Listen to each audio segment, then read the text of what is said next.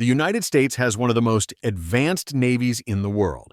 However, every effort has been made to equip these ships with early warning systems. What?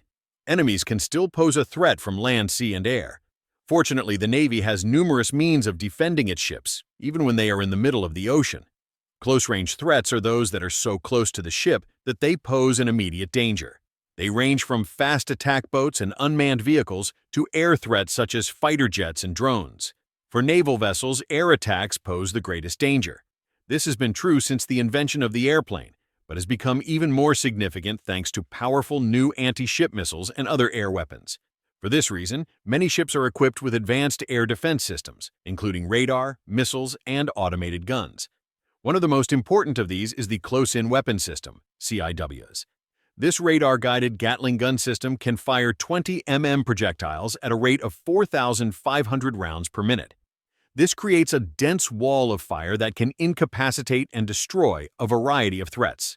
The CIWS, also known as Phalanx, is fully automated and enables rapid target acquisition and engagement. With a range of 1 mile, it is often able to detect and destroy a target before a human operator can identify the threat. 2. Most importantly, it can be used against multiple targets, including aircraft, missiles, and drones. Most U.S. Navy warships are equipped with some type of vertical launch system, VLS. These are weapon systems built into the ship's deck that are capable of firing surface-to-air missiles to intercept aircraft, drones, or even other missiles fired by the enemy. Most VLS designs use refillable canisters or cells, eliminating the need for traditional deck-mounted launchers.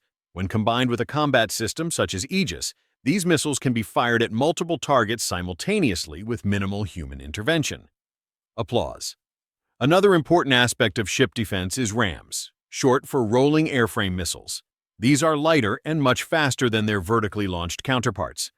Models such as the RIM 162 ESSM and the RIM 166 are capable of intercepting their targets within seconds.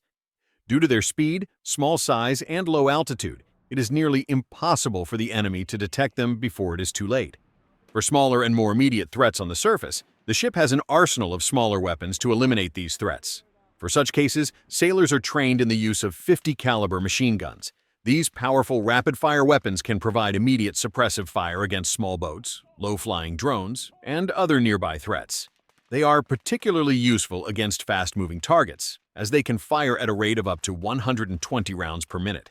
This is often enough to keep threats away from the ship, if not destroy them completely.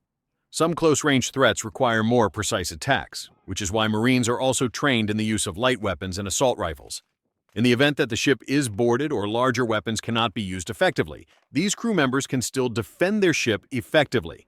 At sea, crews often convert parts of the ship's deck into firing ranges to practice various attack and defense scenarios. Get your weapon. Let's go. Fire.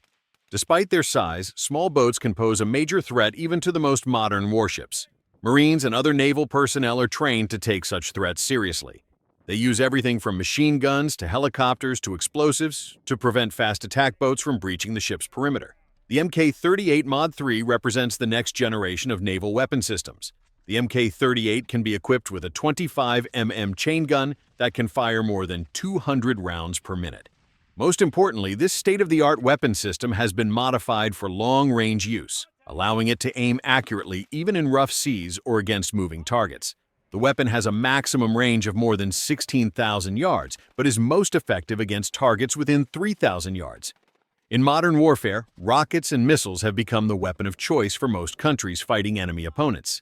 There are different types of missiles, each designed for specific tasks. These include intercontinental ballistic missiles, air-to-surface missiles, surface-to-surface missiles, surface-to-air missiles, anti-submarine missiles, air-to-air missiles, and submarine-launched missiles. One of the most well-known types is the Intercontinental Ballistic Missile, or ICBM. These are among the most powerful weapons in the world. .135 NCAP. They can travel over 3,500 miles, allowing them to reach from one continent to another. The concept of the ICBM originated during World War II with the development of the German V-2 rocket. With advances in technology, particularly during the Cold War, the United States and the Soviet Union developed these missiles primarily to carry nuclear warheads over long distances. The idea behind this was to deter each other from launching a nuclear attack by threatening retaliation. ICBMs continue to play an important role in the defense strategies of several countries today and serve as a cornerstone of national security. Since the early 1960s, the U.S. has operated underground missile silos for the storage and launch of ICBMs. A missile silo is basically a vertical underground chamber covered by a huge concrete slab on the surface. So what does a missile silo actually look like? Let's take a closer look together. The United States has about 450 operational ICBMs that can be launched from these underground facilities. Before a missile is launched, the launch team performs a launch preparation to ensure that the missile and all its systems are operational. Workers enter the silo via an elevator and carefully inspect the missile body. There is also a passageway leading to the launch preparation room, where the launch team checks the guidance system, propulsion, and safety mechanisms. Once everything has been found to be operational, the launch team receives final clearance for launch. Yes. Okay. The launch process begins with a countdown. For safety reasons, all personnel must leave the area around the silo. 3, 2, 1. The intercontinental ballistic missile is then launched from its underground position. The launch team monitors and corrects the trajectory until the missile reaches its target. Okay, hands on the keys. Although each missile silo has an integrated launch control center, the control center for intercontinental missiles such as the Minuteman III is not located at the launch silo. Instead, 2 officers are stationed in an underground control center connected to 10 different silos, commonly referred to as a flight. To protect the flight from enemy attacks, the individual facilities are at least 10 to 20 meters apart.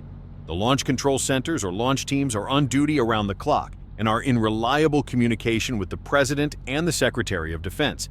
ICBMs are usually launched from underground silos, but can also be deployed from the air. For this purpose, the military uses a special aircraft developed by Boeing, the E-6 Mercury. Originally known as Hermes, this aircraft serves as a flying command post and communications relay.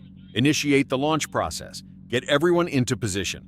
This launch is intended to demonstrate that our weapon system is capable, reliable, and accurate. It also sends a message to our adversaries that we have this very powerful nuclear deterrent weapon and that it works. Based on the Boeing 707, 300, the E-6 Mercury entered service with the United States Navy in July 1989, replacing the EC-130Q. This aircraft has since been upgraded to the E-6B model, which was introduced in October 1998. The E-6B is particularly significant because it can remotely control Minuteman ICBMs using the Airborne Launch Control System. All right. From aircraft carriers to small patrol boats, modern maritime defense is a multi-layered system based on technology, training, and teamwork. Sensors, missiles, guns, and the close-in weapon system work together to detect, track, and engage threats before they can harm the ship or its air wing. That's the end of this video. I hope you enjoyed it. Subscribe to this channel so you don't miss any of our new content. See you next time.